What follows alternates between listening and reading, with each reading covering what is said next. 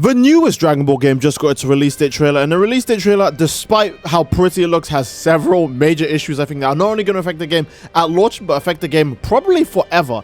And let me talk first about the trailer itself, then I'll talk about the big bombshell when it comes to the issue with the release date. Hello everyone, it's me again, Steve Doja here again, back with some more Dragon Ball, well, Gekishin Squadra in this case, because that's actually the game of today. Gekishin Squadra is actually going to release this year, it's not going to be next year, thank God, because Dragon Ball games are kind of in a really rough place right now. However, I don't think Gekishin Squadra will improve the situation Dragon Ball games are in very much, especially after I, pretty much mention what's in here. So, what's the first thing I want to mention when it comes to Gekishin Squadra? I think the game is great. I've played all the betas for the game is great. I think the gameplay is absolutely phenomenal, and the game is genuinely actually fun. Now, here's the issue. How many of you guys, and just be honest in the comment section, how many of you guys actually agree with this sentiment? There's a lot of Dragon Ball fans who do just prefer Dragon Ball games being just, action fighting games. They don't want them to be like MOBAs or gachas or any of these other things, right? There's a lot of Dragon Ball fans that don't even try out Dokkan or Legends, and those feel like that you should at least try them out once, especially with how little content Dragon Ball gets every now and then. But Gekishin Squadra is not like an action fighting game. Despite how beautiful it looks, it won't really get remembered too much for, again, how beautiful the character models and the art and the animation is, just because it's not a character action fighting game like Fighters or even Sparking Zero. Hell, Fighters wasn't even that well liked by a lot of Dragon Ball fans themselves because it was 2D rather than being an arena fighter. The gameplay aside when it comes to Gekishin Squadra, another thing I think that's going to obviously hold a lot of people down is the characters. Now, obviously, every Dragon Ball fan likes Dragon Ball characters. No crap, right? But Gekishin Squadra, to my knowledge, and based on what we've seen from the roster so far, does not have a single Dragon Ball Super character in it. Now, I am not saying it needs a Dragon Ball Super character to be successful, but we are at the point now where we've played with the DBZ cast 100 million times. And Dragon Ball Super characters are just super popular, they get everyone's attention, they make people want to play the games, etc., right?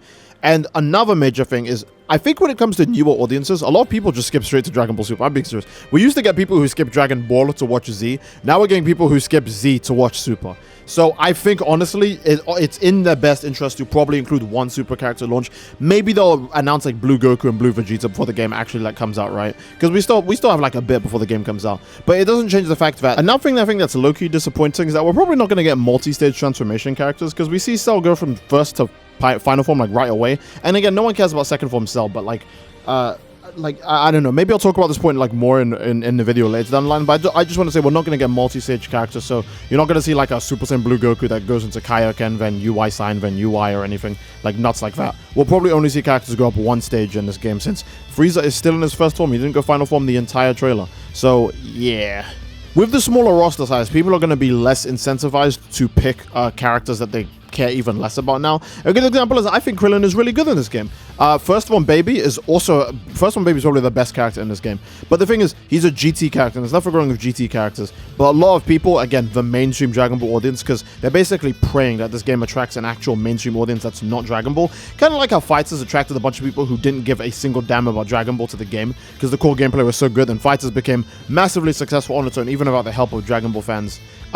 Just buying the game non-stop and just basically doing what they did the Sparking Zero and Xenoverse, where these games are strictly for Dragon Ball fans.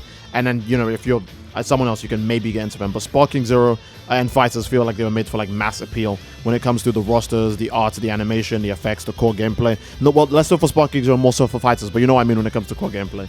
And another thing I must mention is finally the release date. I wanted to talk about how people feel about this game in general on social media, but I'll mention it another time. Let's talk about the release date. Release date is something very important.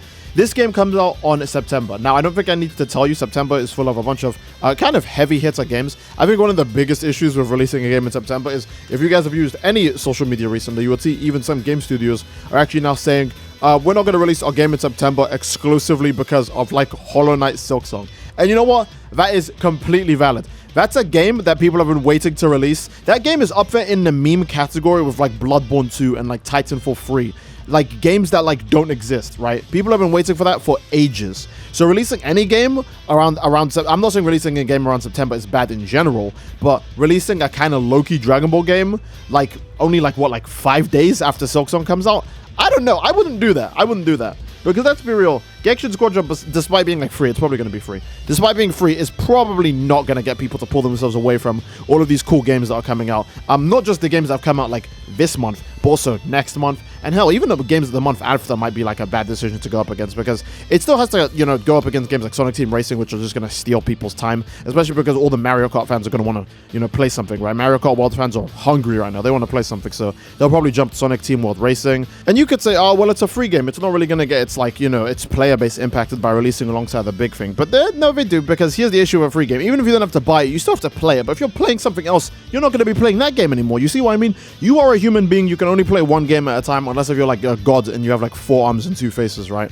But you are only going to be playing one game at a time, realistically. So even if you were really big on Gekishin Squadra or something like that, or you want to play Gekishin Squadra, an update might release for another game that came out like last month, and you'll go, I want to play that update, so I'm not going to play Gekishin Squadra. And you might not go back to Gekishin Squadra because its release time is just really bad. The characters available at launch aren't exactly the best. I'm not trying to be like mean or anything.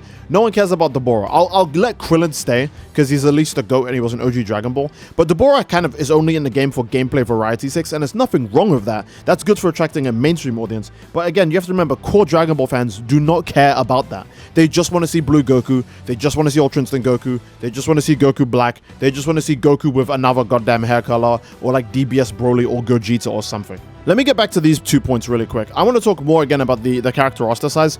We see Cell in the trailer straight up just go from first form to perfect form. Now, again, no one cares about second form Cell, let's be realistic. But the game kind of already has shown signs of characters will just straight up skip transformations in terms of what they think might offer a better gameplay experience. And I think, sure, if that's what works, fine. But it's kind of concerning how we never even got to see Final Form Frieza or Golden Frieza. Like, Final Form Frieza is at least still like Namek Saga. You could do like Final Form Frieza in the game, but First Form Frieza is his own separate character. And again, that's fine. That's completely fine. They want to use the minion mechanic. He's the only character in the game right now that has like the minion mechanic. It's pretty cool, even if he's, you know, kind of bad in my opinion. Like, again, I played them in the beta. It's not very great, but you know, they're going for more gameplay experiences. However, I do think people would like to play these characters in their most popular or most ideal forms. A lot of people probably aren't going to be playing the game to play as their favorite character. People will probably be just picking the meta picks. And when people are tired of fighting meta picks every time, they're just going to go, well, this game doesn't have Super Saiyan Blue Vegeta, so I'm not playing the game anymore. I'm going to wait for them to add Goku Black Rosé, and then I'll play the game, you know? Stuff like that. And from a social media front, Dragon Ball Gekishin Squadra, honestly, I think it's been getting pretty good rep for the most part, considering that most people were just like, oh, this game is just filler for Sparking Zero. And then Sparking Zero came out and everyone was like, oh, well, now I'm just waiting for this game. You know what I mean? I think Sparking Zero, not only did it kind of kill hype for any anime game, every anime game that released after Sparking Zero just has like the worst player kind of ever seen like in human history.